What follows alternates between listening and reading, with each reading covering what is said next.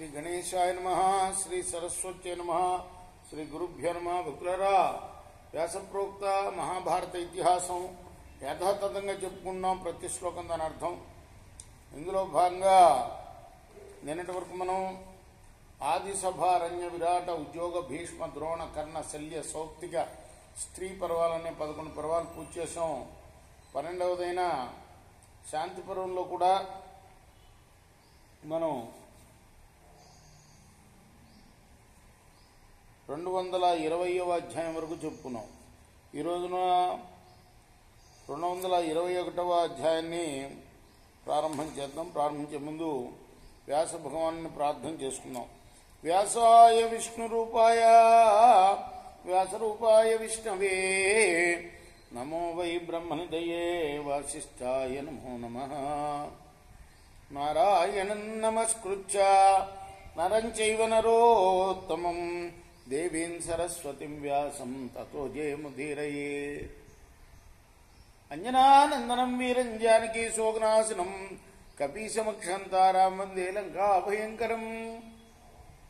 సదా నింబవృక్షస్య మూలాధివాసాత్ సుధాశ్రావిణీం తిక్తమప్యప్రియంతం తరుం కల్పవృక్షాదికం సాధయంతం నమామి ఈశ్వరం సద్గురుం సాయినాథం. సమర్థ గురు సాయినాథ్ మహారాజ్ की जय.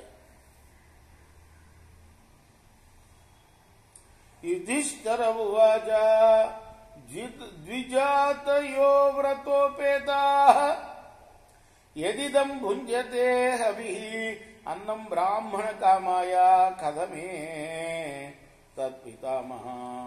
ధర్మరాజు అడుగుతున్నాడు, పితామహ, వ్రతనిష్ఠులైన ద్విజులు గ్రంథోక్తమైన స్వర్గాది ఫలాన్ని కోరుతూ హవిక్షన్నాన్ని భక్షిస్తున్నారు కదా, ఇది ఉచితమా అనుచితమా? భీష్మ ఉవాచ అవేదోక్త వ్రతోపేత భుంజానా కార్యకారిణ వేదోక్తేషు చ భుంజానా వ్రతలుబ్ధా యుధిష్ఠిరా. ధర్మరాజా, అవైదికాలైన వ్రతాలని ఆశ్రయించి కొందరు హవిష్యాన్నం తింటారు. వారు స్వేచ్ఛాచారులు.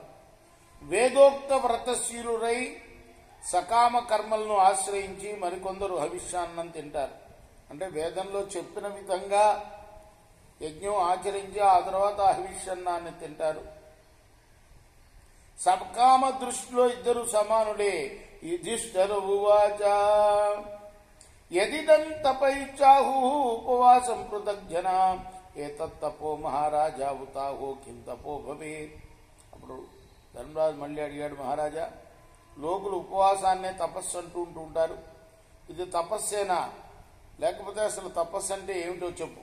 భీష్మ ఉవాచ మాసపక్షోపవాసేన మన్యంతే యత్తపో జన ఆత్మతంత్రోపఘాతస్తు నతపస్తమతం.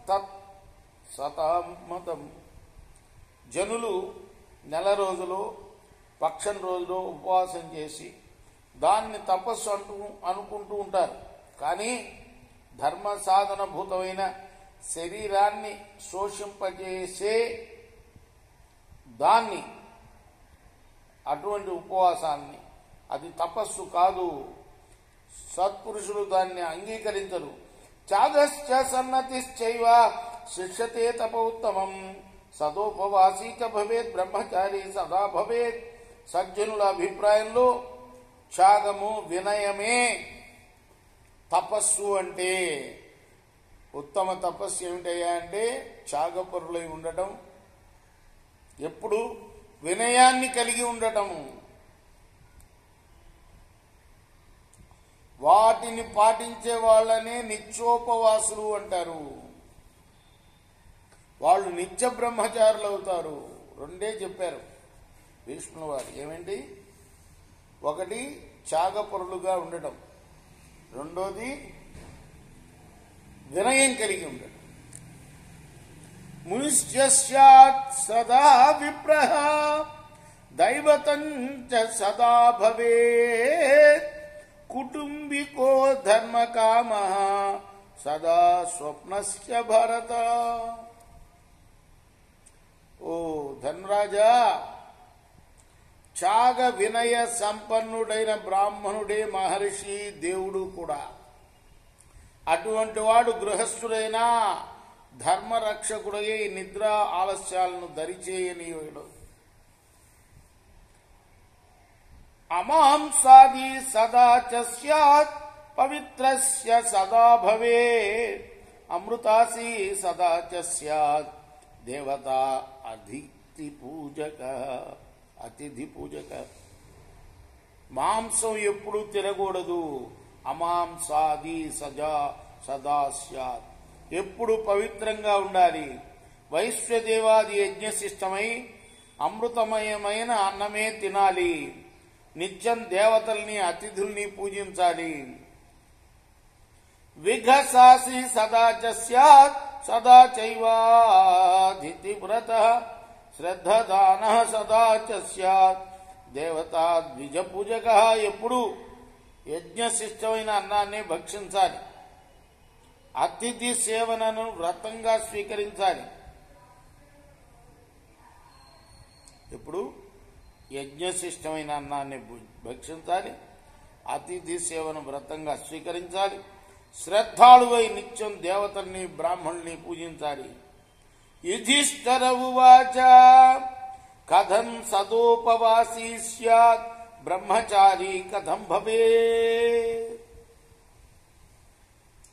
విఘసాసి కథం చ స్యాత్ సదా చైవ అతిథివ్రత.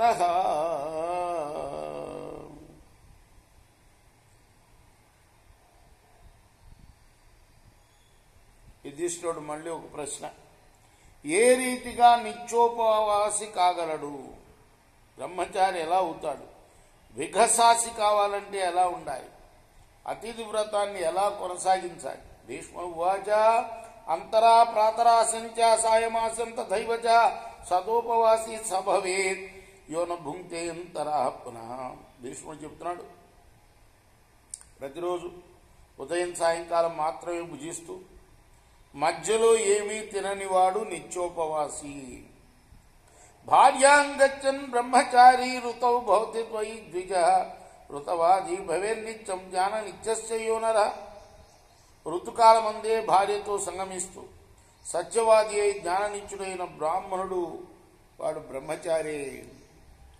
న భక్షయేత్ తథా మాంసం అమాంసాసి భవత్యసి దాన నిత్య పవిత్రస్య స్వప్నస్య దివా స్వపన్. ఎప్పుడు మాంసాన్ని తిననివాడు అమాంసాహారి, నిత్యం దానం చేసేవాడు పవిత్రుడు.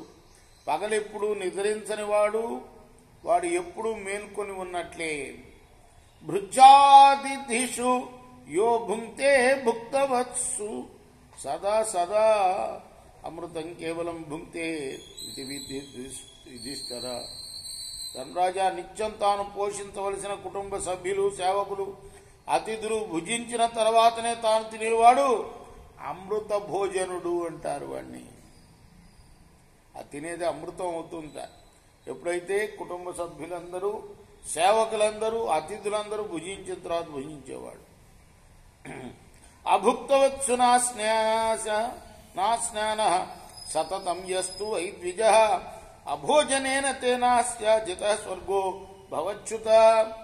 భృత్యులు అతిథులు భోజనం చేయకముందు భోజనం చేయని బ్రాహ్మణుడు ఆ పుణ్యఫలంగా స్వర్గలోకాలని గెలుచుకున్నట్లే. దేవతాభ్య